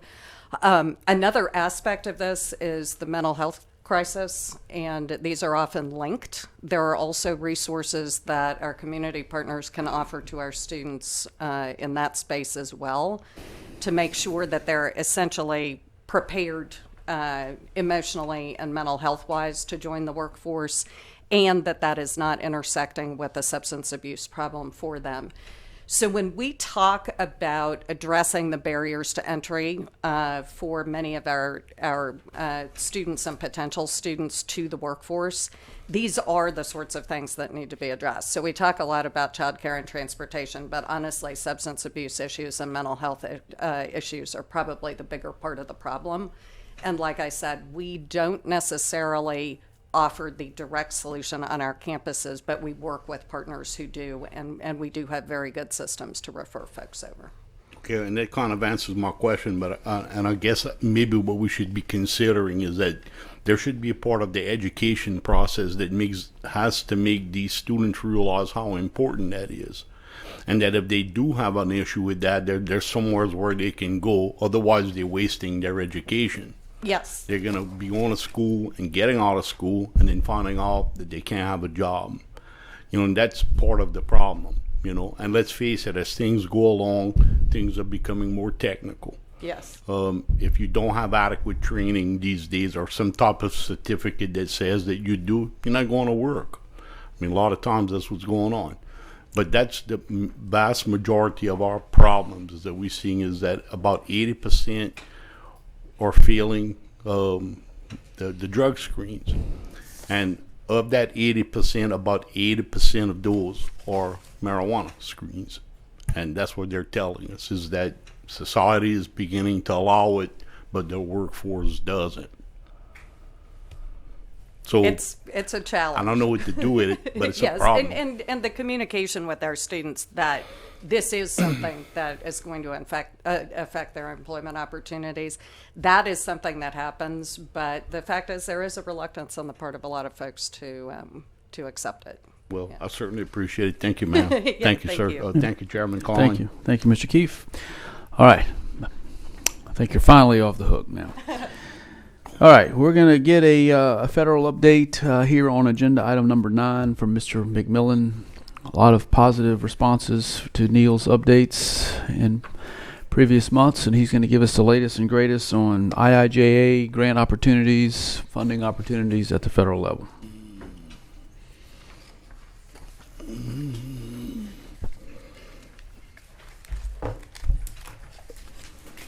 Great. Thank you, Inger. Thank you, Chairman. Good to be with you, Board. Today, we'll highlight a few things going on with the IIJA, a couple other federal opportunities, and then go to the title of the slide, which is about the Inflation Reduction Act and what that could mean for the coastal program. So, some upcoming opportunities from NOAA. They've delayed just a few days, a couple opportunities into October, because the government may actually shut down on the previous deadline, September 30th, which is something I'll return to later. I don't think we think it's a high possibility, but it's in play. So more time for a couple opportunities that maybe some partners in Louisiana are looking at. In particular, there's the Coastal Habitat Restoration and Resilience Grants for underserved communities. These are kind of small grants that they envision kind of re-upping the next few years if you award it. Some can be for capacity building, which would probably be a likely focus for year 1 grants. But they can also be for on-the-ground restoration, permitting, monitoring. Typical award size over 3 years would be kind of $250,000 to $500,000. So it's kind of small, community empowering grants, but a lot of times that's the jump start that folks need. So definitely keep encouraging folks to look at that one. And then on the other side, there's the NOAA Marine Debris Removal Grant opportunity. And CPRA and Charles, as the Chief Resilience Officer, have been helpful with Department of Fisheries and Wildlife. That's got a good application to remove derelict vessels. So fingers crossed on that one. And so we're being supportive in a cross-agency manner as the governor wants us to be. And this next one is with U.S. Department of Fish and Wildlife Services. And it's not a true IIJA opportunity. The funding came from annual appropriations, but they've aligned it with the America the Beautiful initiative, which was Department of Interior's IIJA implementation. There's $6 million available for small grants, $200,000 and below for coastal habitat conservation. And I included a map of the National Wildlife Refuges in Louisiana because that's a key focus of this, is you want to kind of partner with those areas to do something beneficial. And these grants are on a rolling basis, closing at the end of this month. So if that size grant makes sense for some of your partners, maybe that's worth doing some homework over between now and the 30th. And something Mr. Tingle and his agency are all over, I'm sure, but we mentioned previously and just wanted to show that the deadline's coming through, is the FEMA Swift Current initiative. This is the $40 million that Vice President Harris announced in Sunset, Louisiana, when she came in town on a broadband initiative to address repetitive loss, unmitigated properties. So Louisiana is estimated to receive 2/3 of that funding. So it's just a great thing to see. Hopefully that goes a long way. And so those are the updates. And now I want to turn to the Inflation Reduction Act, which passed in August, to a lot of inside DC observers' surprise. And so the Inflation Reduction Act is branded just as its name to address the impact, and it does that primarily by putting a estimated $300 billion deficit reduction effort. A lot of that is anticipated to come in years 6 through 10. So as I'm sure we've noticed, things haven't gone back quite to normal based off this passage, but at the same time, there's a lot of opportunities. And this represents a party line initiative really pushed by President Biden and the Democrat leadership. As you see, one of the key roadblocks is accepting the ceremonial pen from President Biden. That's Senator Manchin, who we know well from many different angles. It's a budgetary bill that can be used once a year because it can pass through simple majority. And so it only really deals with budgetary items like taxes and expenditures. So a lot of policy-related items that maybe we'd be interested in. There's a couple ways that could be removed by actually the Senate parliamentarians, so not even through a member of Congress, but through the institution. And so while the headline is inflation reduction, a lot of the praise and discussion is highlighted at the bottom. The White House calls this the most aggressive action to combat climate crisis and improve American energy security in the nation's history. And number-wise, it does look to be that significant. And so we'll break down the top line. The revenue, $737 billion raised, a lot through some tax loopholes closed or adjustments to the corporate rate, savings from reforming drug prices, and better enforcement from the IRS are the main drivers of that. Some of these numbers are kind of congressional numbers, and some are from some outside analysts. But when you look at the investments, obviously you see the energy security and climate change at $369 billion is definitely the lion's share. There's also some provisions with healthcare and drought resiliency. And so we'll take a look at what's in $369 billion, and a lot of it is not so relevant to the coastal program. It's really aimed at mitigation, tax credits for different energy productions, for buying clean cars, and a range of incentives. But there are a few key funding opportunities. One that could apply conceivably, and this may be more of a stretch than the others, are the environmental and climate justice block grants through EPA. Climate resiliency is a component of that, but a lot of that's focused on air quality and heat. But maybe there's an angle that certain communities can work on that. Probably the biggest exciting one is the NOAA funding, $2.6 billion, very broad authority to restore coastal habitats, protect trust resources, that type of thing. And the way to look at that is it's a new IIJA for NOAA's resiliency program. Under the IIJA, NOAA got about $2.4 billion for kind of coastal projects, and this kind of doubles it. So whereas the coastal program, we'd probably like to see even larger funding opportunities from NOAA. They offered up to $15 million for grants through the IIJA, and so I guess one way to think about it is just doubling up that type of program, and hopefully projects we develop can be competitive for this opportunity as well. They're still taking feedback. They haven't quite decided how they're going to divvy it up. They have really broad authority here, so that'll be something hopefully we can engage in further. There's also $750 million scattered around federal agencies for more NEPA capacity. Some is going to NOAA and EPA. A lot is going to the energy agencies of Interior, FERC, and that type of thing. But there's also $70 million for 5 years to the Federal Permitting Improvement Steering Council.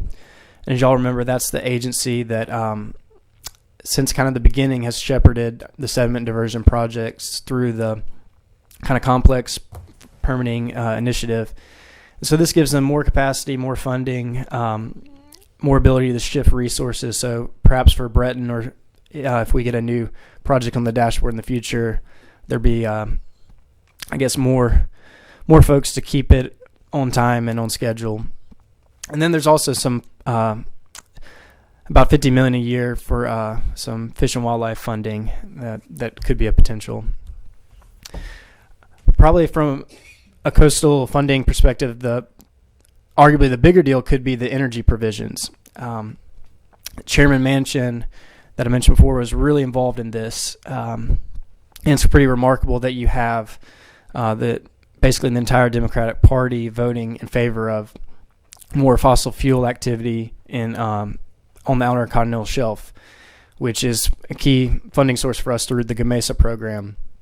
And so what he did as part of his negotiation was he said, you have to do legitimate, large-scale offshore leasing for traditional oil and gas before you come in with renewable energy, particularly offshore wind. And so that gives a lot of confidence that if the Biden administration wants to do 30 gigawatts of offshore wind, they have to, by this statute, kind of go back to business as normal, if not even a little more favorable to oil and gas. Now, I'm sure the devil will be in the details, but as you see here, no offshore wind leases can be issued unless Interior puts to auction at least 60 million acres and executes a lease sale in the previous year. So that's should be a return to activity as normal. The Inflation Reduction Act also reinstates a lease sale 257 that was valued at $191 million that had been tied up in litigation. So you can look at that, and if there's a slice of that can be shared back to our GOMESA program. And then there's a lot of other pro-offshore wind pieces that, depending on whether things like the RISE Act or BREEZE Act pass at the federal level, depending on what we do in the state, could also trickle back into our coastal program. And they lifted some moratoriums. They gave money for planning and got a variety of incentives. So hopefully this puts kind of some more certainty back into the program that we receive a lot of funding for. And I guess one last thing is it also kind of takes one of the arguments against the RISE Act, the BREEZE Act off the table, which is, we don't want to promote additional leasing by creating a greater incentive for states to have production. Well, that's been addressed here, so now we can really make a parity argument and not kind of get feedback from those type of opponents. And then the last thing I'll mention is there's a pending Manchin, again, Chairman Manchin, Majority Leader Schumer deal on energy permitting reform that's really active and in flux. This was something that was a policy, so it could not be included in the Inflation Reduction Act. And it remains to be seen whether it be taken into. In fact, Chairman Manchin is supposed to release his text today. He and the Majority Leader are trying to keep it really tight and limited. Their caucus doesn't love permitting reform. It's seen much more of a Republican initiative. But CPRA, we've been trying to be active and thoughtful, given that permitting reform doesn't come down every year. So we've kind of shared with the delegation that things like ecosystem restoration and hurricane protection, those could be projects of national importance. Maybe those could participate in the kind of tighter deadline-based NEPA reviews that they're proposing for energy projects, because they kind of view these energy projects as a good thing, just as we would view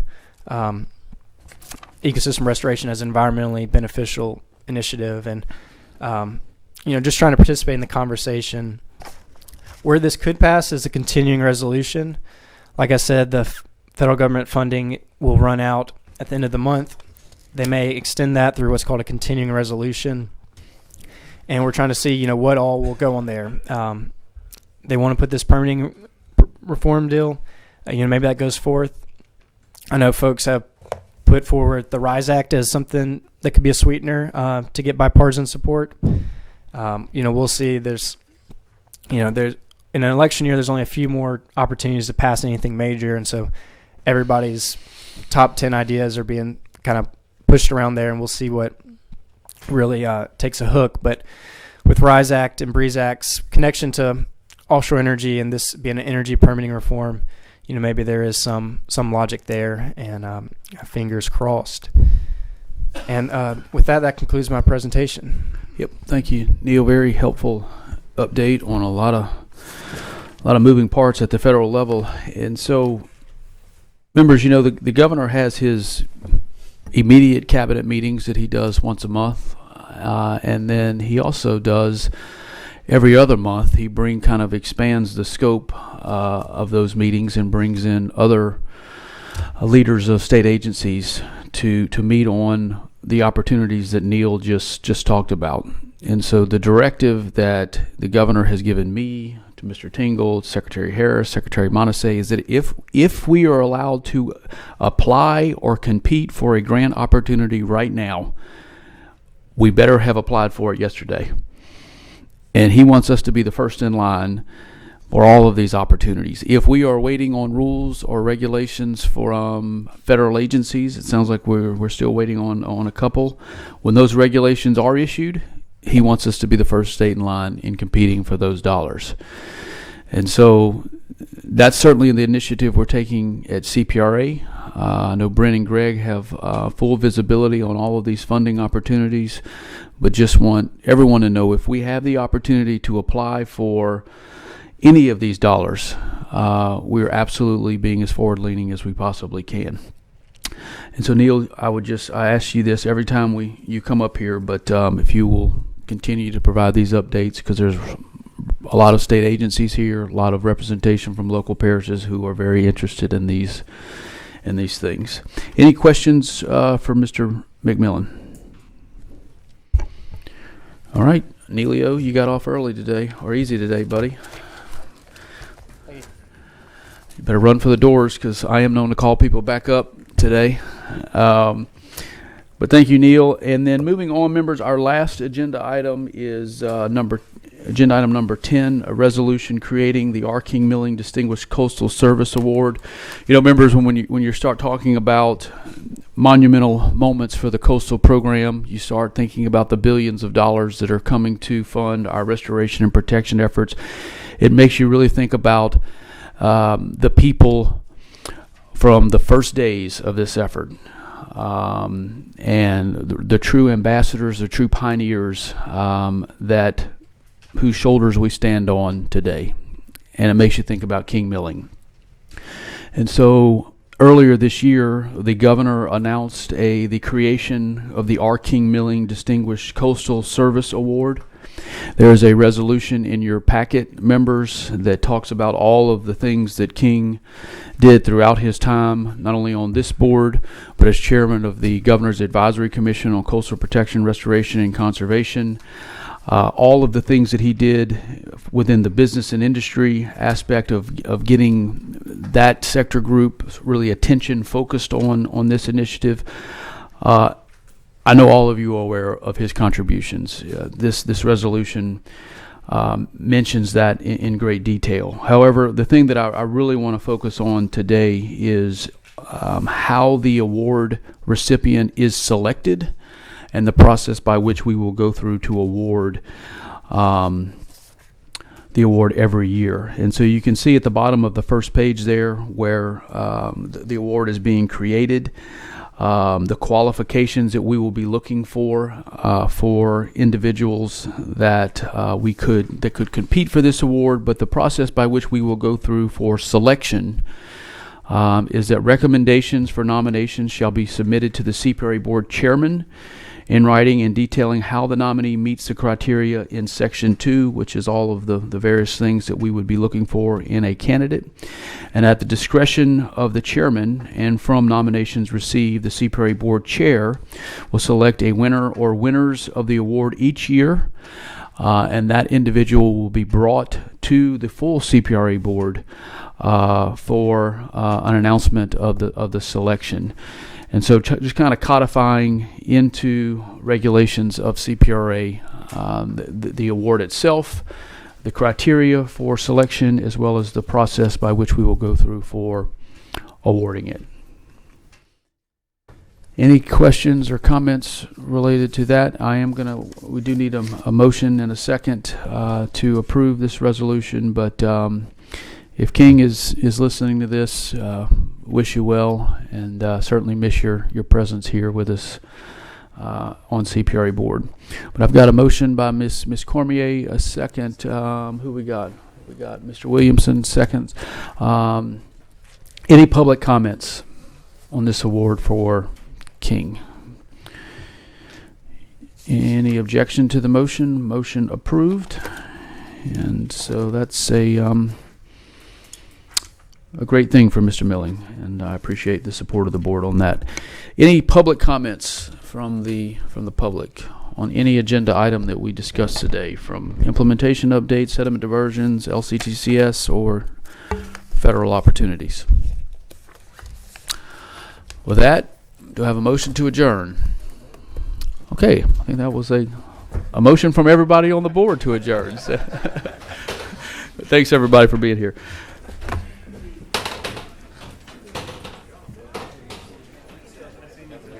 All right, man, you too. Ooh.